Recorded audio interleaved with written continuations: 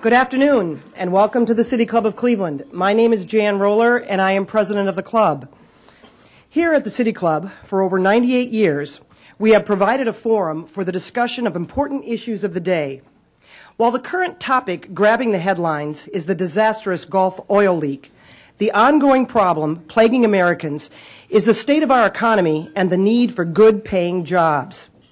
Our speaker today, Richard Trumka, president of the AFL-CIO, gets up every morning to combat the crippling joblessness that has moved throughout our country. In his speech at the Harvard Kennedy School in April, he spoke about Americans trying to hold on to a good job in a grim game of musical chairs, where every time the music stops, there are fewer good jobs and more people trying to get and keep one. Mr. Trumka is not unaccustomed to battle. He grew up the son of a coal miner in western Pennsylvania and went to work in the mines himself before he received his bachelor's degree from Pennsylvania State University and then a law degree from Villanova in 1974.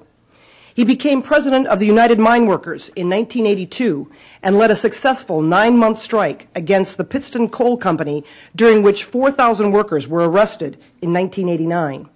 He also established an office that raised U.S. mine worker solidarity with the miners of South Africa while they were fighting apartheid. He was sworn in as president of the AFL-CIO in September last year after serving as its secretary-treasurer for 14 years. The AFL-CIO is the nation's largest labor organization, which has been criticized for being male, pale, and stale. When he became president, Mr. Trumka pledged to change labor's image and woo a younger generation. In 2008, at a union convention, he made a bold speech blasting racism, saying it would be wrong and stupid to vote against Barack Obama because of his race. And today, 2 of AFL-CIO's top 3 officials are women. Mr. Trumka believes the time is ripe for unions to increase their numbers because Americans are more willing now to see their growth as the best way to curb what he sees as excessive, unchecked corporate power.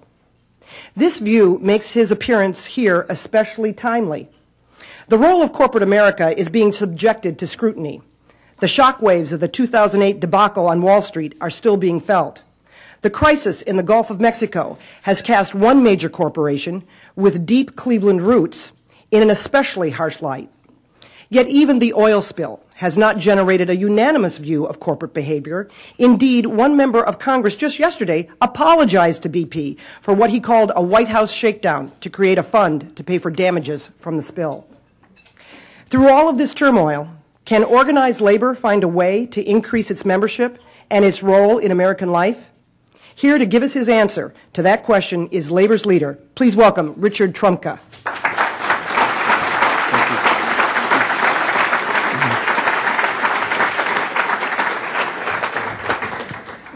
Given that comment, I wish I had that statue of a congressman to throw into the Potomac as well. Thank you, President Roller, for that very kind introduction, and good afternoon. And I tell you, I'm delighted to be here with you in the great city of Cleveland. I want to talk to you about the grave economic challenges that we face today and the labor movement's vision of where we need to go from this point forward. And there's no better place to have a discussion about our economic challenges than Cleveland, where business and labor built the American middle class. Cleveland embodies both the consequences of our failed economic policies of the past 3 decades and our hope for a different future. See, the economic crisis has hit hard here. 116,000 jobs lost in the last decade in Cuyahoga County alone. 86,000 home foreclosures last year alone. A self-defeating attempt to address budget shortfalls by attacking school budgets and attacking teachers. But we also see a glimpse of a better future in the Lake Erie wind turbine project, with turbines built right here in Ohio, and in the One Community fiber optics project, and the Cleveland's role as a global center of fuel cell development. So today, as we stand here and join each other, we're really at a turning point. The economic course our nation started in 1980, the effort to have a low-wage, high consumption society that imports more and more and more of what it consumes has finally hit the wall. We can't afford to stay the course at this point of letting the private sector and the financial markets run amok, of outsourcing everything that's not nailed to the floor, and of pushing down workers every chance that we get. At last night's vote by Republicans in the U.S. Senate to block a simple extension of unemployment benefits for the most hard-pressed people without jobs is just the latest shame in this country. At some point, there will be nobody left to buy the junk that we import from everywhere but here.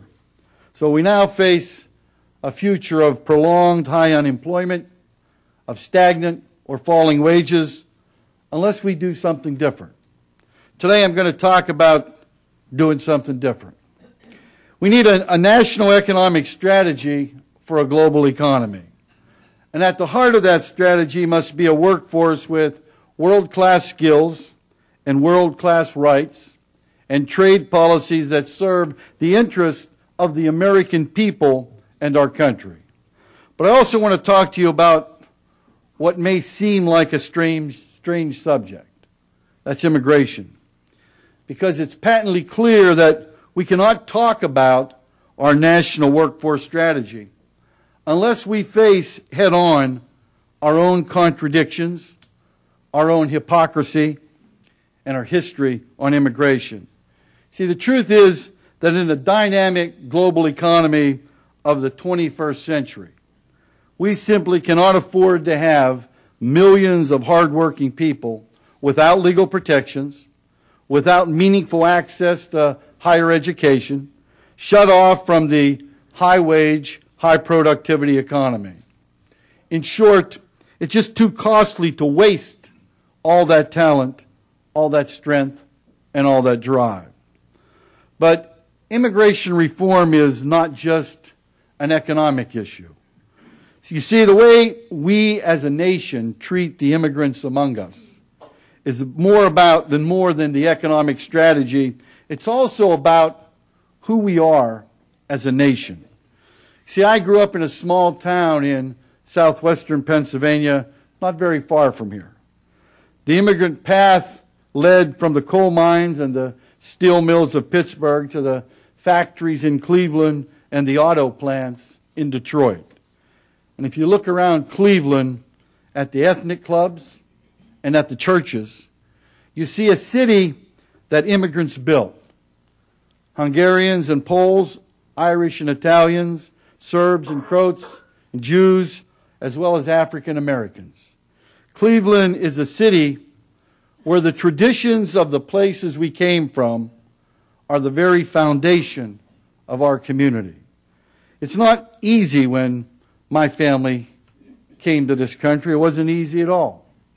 My parents, grandparents fled poverty and war from different parts of Europe. When I was a kid, there was an ugly name for every one of us. We spoke 12 languages in Nemacolin, Pennsylvania, and they called us Wop and Hunky and Pollock and Kike. We were the last hired and we were the first fired. The people who did the hardest and the most dangerous work. The people who got shorted because we didn't know the language and were afraid to complain.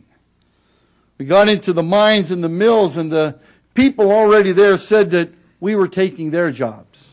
We were ruining their country. Yet in the end, the immigrants of my parents' and grandparents' generation prevailed. And they built America. And then they went on to fight the wars that defended America. See, that's the history of my family.